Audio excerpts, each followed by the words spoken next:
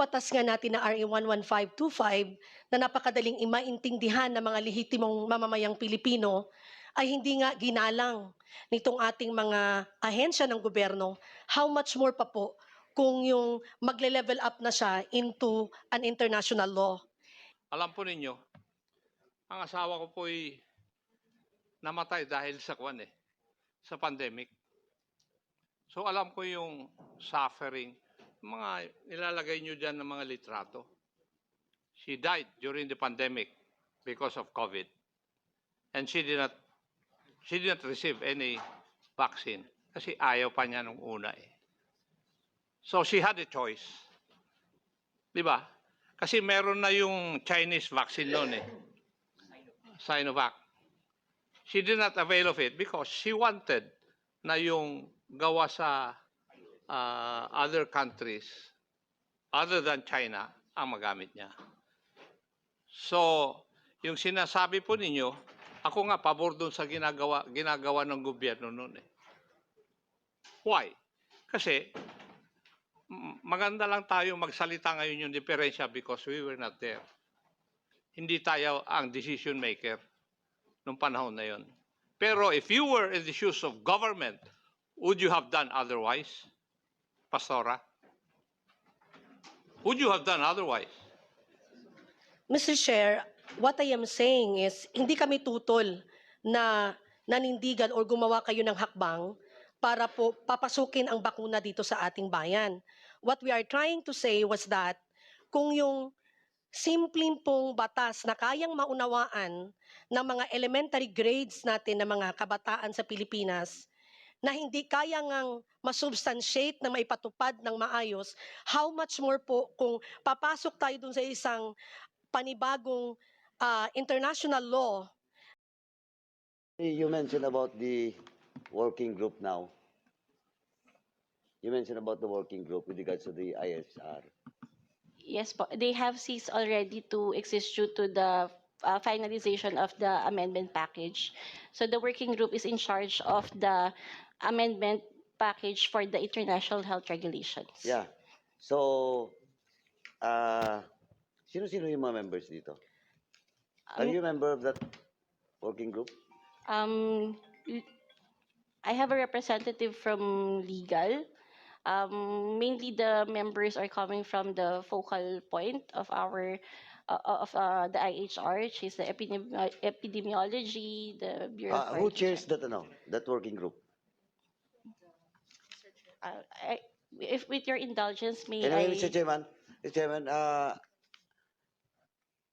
we might invite the chairman of that working group in the next hearing so that the Congress will be updated with regards to the developments of that.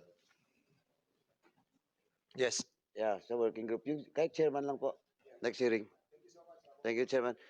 And Chairman, I'd just like to reiterate yung statement ni Chairman Benebanti. That's part of our oversight function because that is an international agreement.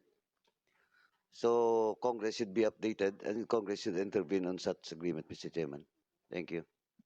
Siguro, anybody from the group to want to say something? Pasensya na po talaga kayo, no? Kasi na-delay tayo ng almost 2 hours. Supposedly, allotted dito mga 2.5 hours eh. But unfortunately, we have to leave these premises, no? Before 6. So, briefly sana, para makapagano Yes, lang. Yung mga group ng mga nagkaroon ng sinasabing alleged victims. Sige, go ahead. Good afternoon to the honorable members of the committee. I'm Attorney Bello for CDCPH Lunas Pilipinas. As a tax-paying citizen, I think I would like to raise 2 concerns, especially Honorable Abante. From a legal perspective, I'm quite bothered that my question is, do we have room to determine our own position when the Secretary of Health has already made a commitment to support the pandemic agreement, when we don't even know yet what it contains? So that may have been a premature commitment. It's like signing a blank check. And so you have the right to be heard.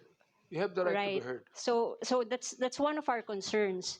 if there is already a commitment by the highest representative of our nation for these matters, how much leeway does our negotiating panel have in, let's say, digressing from what is recommended by the other, let's say, more powerful nations? Yeah, that's the reason why we will be inviting Secretary Yes. Herbosa on this issue, no? Regarding this statement din ni Congressman Acop, which he quoted on saying that it was mentioned by Secretary Herbosa. Congressman Acop. Panyera, that is precisely the reason why I asked DOH whether the pandemic treaty, which was brought out in the World Health Assembly, would pass the Senate.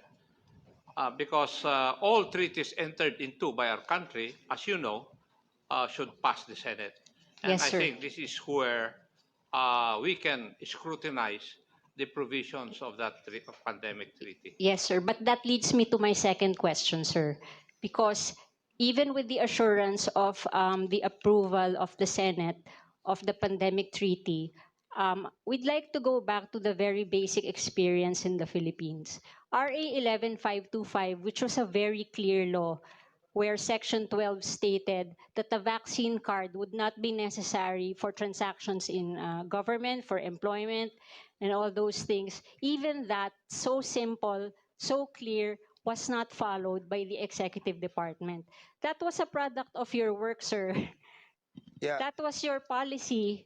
That was a policy of That Congress. was not followed by the And executive. it was not followed by the executive. So Yeah. what is our assurance if that local law, which was so clear, even a grade 5 student who knows English could understand it, what is our assurance that something that is ratified by the Senate but is binding on the international community will, But during the time, attorney, we were all caught unaware. Yeah. We were all caught in a fear factor situation because lahat tayo during that time, this is a novel virus. And that's the reason why whatever resolution or whatever decision of the IATF, we swallowed. But this time, there are people like Congressman Acop, Congressman Paduano, Congressman Abante, myself, Congressman Romulo, and the others who are now on guard of this policy that will be drafted and crafted by the executive department. We will see to it that we will be able to see the protocol that will be followed on the next pandemic. yes, Because yes, they are warning us. yes, sir. But WHO is already Yes, warning sir, us. but- Everybody is warning us. But we have to see that the right health protocol that will be followed by our country will be based on our experience on the last pandemic. Yeah, attorney, that's why I mentioned that because we have an oversight function here. So I'd like to make a motion that we again call the DOH in the oversight committee on this, Yes. Mr. Chair. I make that motion right now. Let me give my point of view, Attorney, to your question. Kasi galing ako sa militar at saka uniform service. You know, we accept the fact that it was an emergency situation. Tama po ba? Or you do not accept it? yes, sir. You accept it. And in an emergency situation, there has to be a decision. Otherwise, the outcome will be more disastrous. Would you agree with that? Yes, sir. Yes. And therefore, government has to act. Tama po? Even if there was a provision of law that says so, pag emergency, that law can be waived. Why? Because of the emergency situation. Government has to decide. Kasi kami, na naka-uniforme, pag nandun na kami sa battlefield, pag hindi kami nag-decide, mas malaki yung damage na nangyayari sa amin eh. That is why we say that a wrong decision is better than no decision at all. That Yes, was but where government was during that situation. Pwede pa tayo extend. Thank you, Mr. Chair. I just received a text that we can still extend like another 30 minutes. So go ahead, Congressman, can we allow other no, members of the resource speakers to speak also? Please identify yourself and you are recognized. Good afternoon, Mr. Chair, and sa lahat po sa atin dito. I think what Attorney Bello was saying was that kung yung batas nga natin na RA 11525 na napakadaling maintindihan ng mga lehitimong mamamayang Pilipino ay hindi nga ginalang nitong ating mga ahensya ng gobyerno, how much more pa po kung yung magle-level up na siya into an international law. And Mr. Chair, bilang isang pastor at nagmula po sa Davao, nakabahagi po kami ng Lunas Pilipinas, ang amin pong ipinaparating ay maaari ho ba na maging kabahagi ang hanay namin sa Lunas Pilipinas sa gagawing technical working group? Para nang sa gayon po, mag-meet halfway po tayo na hindi yung nabubulaga tayong lahat, kagaya po ng sinasabi natin, I mean naririnig natin sa ating mga congressmen na nagsasalita kanina, aminado tayo na there was an emergency na kinailangan gampanan ng ating mga halal sa bayan. Subalit, hindi nangangahulugan yon na isang option lang ang ating gagawin. Isa lang ang ating pakikinggan. Kagaya na lamang po sa hanay namin, nung minandatoryo po, yung minandatoryo ninyo, yung bakunahan, lalong-lalo na po yung pagpapatupad ng IATF, nakasaad naman po sa Section 12 ng RA 11525 na hindi po siya mandatoryo. Subalit, napilitan ho ang maraming kababayan natin na sumunod dahil sa kagustuhang makapaghanap buhay, kagustuhang merong, may mga emergency na kailangan mapuntahan. So, I think that was where our good lawyer, Attorney Bello, was coming from. Yun lang po. Thank you po, Mr. Chair. Mr. Chair, may I? Thank you. Alam po ninyo, ang asawa ko po'y namatay dahil sa sa pandemic. So alam ko yung suffering, mga nilalagay nyo dyan ng mga litrato. She died during the pandemic because of COVID. And she did not receive any vaccine kasi ayaw pa niya nung una eh. So she had a choice. Di ba? Kasi meron na yung Chinese vaccine noon eh. Sinovac. She did not avail of it because she wanted na yung gawa sa other countries other than China ang magamit niya. So, yung sinasabi po ninyo, ako nga pabor doon sa ginagawa ng gobyerno noon eh. Why? Kasi maganda lang tayo magsalita ngayon yung diferensya because we were not there. Hindi tayo ang decision maker nung panahon na yon. Pero if you were in the shoes of government, would you have done otherwise, Pastora? Would you have done otherwise? Mr. Chair, what I am saying is, hindi kami tutol na nanindigan o gumawa kayo ng hakbang para po papasukin ang bakuna dito sa ating bayan. What we are trying to say was that kung yung simpleng pong batas na kayang maunawaan ng mga elementary grades natin ng mga kabataan sa Pilipinas na hindi kaya ngang masubstantiate na maipatupad ng maayos, how much more po kung papasok tayo dun sa isang panibagong international law na kagaya po ng sinasabi ng mahal nating attorney na nagmula sa DOH, pinibigyan niya tayo ng assurance na talagang sisiguraduhin daw nila na yung sobereintiya natin hindi maisasaalang-alang. Subalit, ang tanong natin, hindi pa nga tapos yung technical working group ninyo, nagsasabi na kayo na ipapasa nyo sa Senado. Pangalawa, may nauna ng statement ang ating Secretary ng Department of Health na they are 100% in support. So parang saan tayo papasok doon kung hindi pa pala tapos pero meron ng commitment? That's all, Mr. Chair. Mali po yata yung intindi nyo, Pastora. Hindi naman po nila sinabi na ipapasa doon sa Senado. Ang sinasabi po lang namin ay lahat ng tratado na pipirmahan ng ating bansa dadaan sa scrutiny ng Senado because that is what the law says. Number two, the Secretary of Health, I'm not defending him. The Secretary of Health did not say 100% na support. May mga condition nga siya eh. Kaya nga binasa ko eh. There are conditions that he stated for his country's support to the pandemic treaty. That treaty is supposed to be balanced. It will operationalize equity. So may mga conditional. Kaya hindi 100%, Pastora. You better read that. I stand corrected, Mr. Chair, but that's what I understand during the exchange of conversation. Statement of the Secretary of DOH during the World Health Assembly. Binasa ko, I quoted it. I have a video of that also.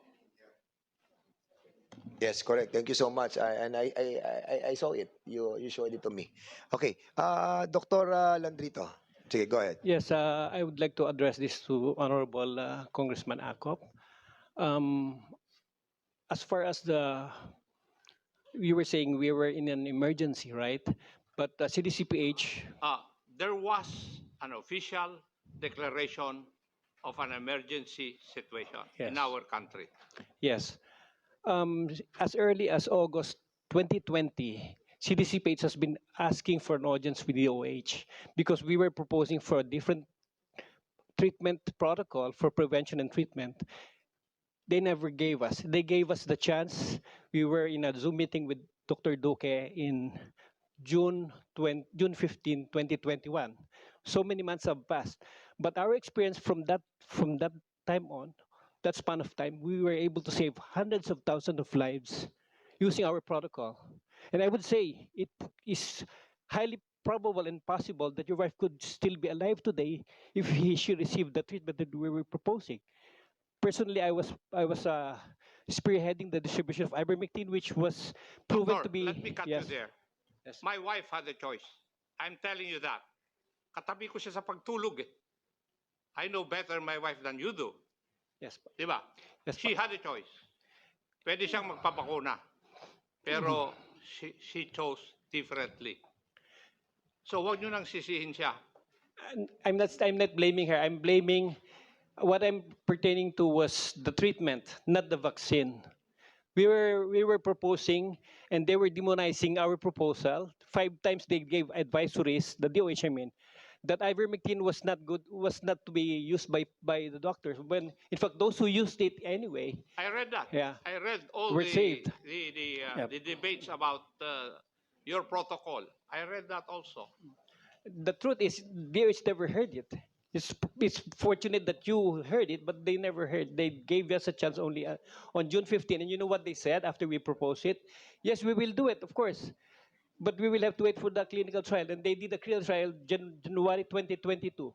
And only just in incipient stage, just 2 weeks, they stopped the trial. So nothing Doctor, I happened. cannot answer you because I was not a member of the IATF.